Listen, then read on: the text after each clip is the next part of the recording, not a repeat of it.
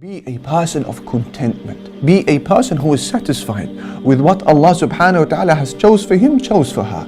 There was a man who used to wake up every morning and he would go to the edge of the sea and he would engage in his fishing and come home with only 2 fish. 1 fish he would give to his family, the other fish he would sell and reinvest in his family. One of his friends said to him, "Why do you only limit yourself to 2 fish? Why not 4 or 5 or 10? He said to him, "Then what?"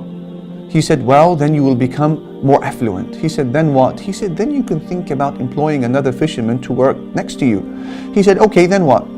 He said, "Well, eventually you can amass enough money to invest in a boat and bring you even more fish." He said, "Okay, then what?" He said, "Then you can invest in a fleet of boats." Can you imagine? And you will become even more affluent. He said, "Then what?" He said, "Then you can think about opening up your own fish store in town." He said, "Then what?" He said, "Then maybe you can think about expanding and having a franchise of shops." He said, "Then what?" He said, "Then you become a multi-millionaire." He said, "Then what?" He said, "Then you have peace of mind." He said, "My brother, I am already at peace." La ilaha illallah. In other words, why do you need to take me to the other side of the world in order to bring me to a destination that I have already arrived at? I'm already happy with what Allah has given me. I don't need any more. And what is even more beautiful than this?